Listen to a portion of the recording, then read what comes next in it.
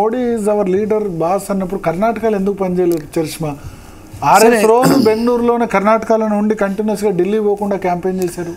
స్థానికంగా అనేక అంశాలు అక్కడ ప్రభావితం చేశాయి. స్థానికంగా ఇక్కడ ఒకటి ఉంది, గెలుస్తేనేమో మోడీ క్రెడిట్లో ఇస్తారు రాష్ట్రాల్లో, ఓడిపోతానేమో స్థానిక నాయకత్వం మీద ఇస్తారు. అంటే అక్కడ ప్రభుత్వంలో ఉండి ప్రజల విశ్వాసం పొందలేకపోయారంటే ఎక్కడో అక్కడ లోపాలు పొరపాటు జరిగి ఉండవచ్చు. కాబట్టి దానిని పార్టీకి తప్పకుండా విశ్లేషిస్తాం. యాంటీ ఇన్కంబెన్సీని ఎదిగించడానికి వాస్తవంగా మోదీ గారు ఆ కర్ణాటకలో ఆ మాత్రం ప్రచారం చేయకుండా ఉన్నట్టయితే ఇవాళ మాకు అన్ని సీట్లు కూడా వచ్చిండే కావు. అంటే మేము వాస్తవంగా ప్రజలు ఏదైతే కర్ణాటక ప్రభుత్వము పార్టీ తీసుకున్న నిర్ణయాలు రిజర్వేషన్ల పెంపుదల అంశంలో ఎస్సీ ఎస్టీ ఓబీసీలకే కాదు, లింగాయతులకు ఒక్కలేలకు దీనికి అదనంగా మనం ఇచ్చినటువంటి ఏదైతే మేనిఫెస్టోలో అది ప్రజల వరకు కింది వరకు సింక్ కాకుండా కాంగ్రెస్ మరి ఏ రకమైన నేరేటివ్ క్రియేట్ చేసి ప్రజలు తప్పుదో పట్టించిందో ప్రజలు ఇవాళ గమనిస్తున్నారు.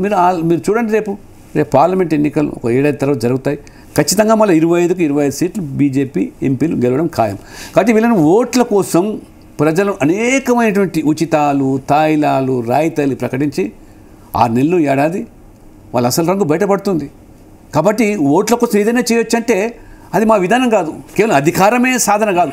అధికారం అనేటువంటి ఆ లక్ష్యంతో పనిచేస్తున్నాం మేము. దాన్ని ఒక సాధనగా ప్రజల్లో మరి వాళ్ళకి కావాల్సిన అవసరాలు తీర్చడానికి దేశ సమగ్రతను ఆ రకంగా పేదల సంక్షేమం కోసం పాటుపడే విధానాల కోసం మనం అధికారం కోరుకుంటాం తప్పితే మాకు పదవులు కావాలని, మేము ఎమ్మెల్యేలు మంత్రులు కావాలని ఉన్న ఫలంగా మనం ఆశించడం కోరుకుంటాం.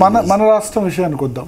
రాష్ట్రంలో గత కొద్ది రోజులుగా భారతీయ జనతా పార్టీ చూస్తుంటే కాంగ్రెస్ కల్చర్ వచ్చిందా బీజేపీలో అన్నట్టుగా అటువంటి నేతలు విమర్శలు, ప్రతి విమర్శలు ఇవన్నీ జరిగాయి. ఎందుకు అటువంటి సిచ్యువేషన్ వచ్చిందంటే అంటే కర్ణాటక ఎన్నికల తర్వాత అక్కడ ఓటమి సంభవించిన తర్వాత సహజంగా కొద్దిగా కన్ఫ్యూజన్ ఏర్పడి ఉండొచ్చు కార్యకర్తల్లో, ప్రజల్లో. కానీ వాస్తవంగా ఇంకా సమయం ఉంది. 5-6 నెలలు ఈ రాష్ట్రంలో ప్రజలు కోరుకుంటుంది మార్పు. విసిగిపోయినారు ఈ ప్రభుత్వం యొక్క నియంతృత్వము, అవినీతి, కుటుంబ కేసీఆర్ డీకొట్టే మునగాడేవారు బీజేపీలో. ఇవాళ బీజేపీ మోదీ గారి నేతృత్వంలోనే బీజేపీ పైన నమ్మకం ఉంది. అమిత్ షా గారు, జేపీ నడ్డా గారి నాయకత్వం. రాష్ట్రంలో ఫేస్ ఉండాలి కదా. రెడ్డి, బండి సంజయ్, ఈటల రాజేందర్ ఎవరో ఒక ఫేస్ చూపించాలి కదా. అంత అవసరం కూడా లేదు.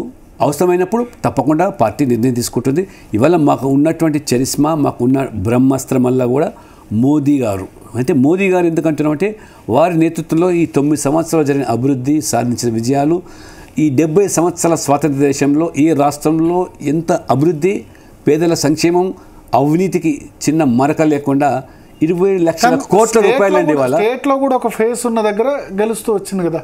ఉత్తరప్రదేశ్లో యోగి ఆదిత్యనాథ్ ఫేస్ చూపించారు, గెలిచారు.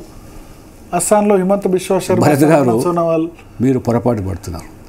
ఉత్తరప్రదేశ్లో మొదటిసారి ఎన్నికలు జరిగినప్పుడు అప్పుడు లేదు, మొన్న సెకండ్ టైం. ఎందుకంటే యోగి గారి యొక్క అక్కడ వారు పనితీరు, వారు నేతృత్వంలో ముఖ్యమంత్రిగా ఉత్తరప్రదేశ్లో సాధించినటువంటి అభివృద్ధి, పేదల సంక్షేమం, మాఫియాను కట్టడి చేయడము, అవినీతికి ఏ రకంగా మరి ఉక్కు పాదంతో అణిచివేయడము, మాఫియాలను కట్టడి చేసిన విధానం, శాంతి భద్రతలు కాపాడడంలో, మహిళలు సురక్షితంగా, పేదల సంక్షేమ పథకాలు, కులాలకు మతాలకు అతీతం. మీకు వాస్తవాలు చెప్తున్నాను. ఇవాళ ఉత్తరప్రదేశ్ రాజ్యసభ సభ్యుని ఒక సామాన్య కార్యకర్తకు బీజేపీ అతిపెద్ద రాష్ట్రం నుంచి రాజ్యసభ పంపించినట్టే ఇది వేరే పార్టీలో సాధ్యం కాదని.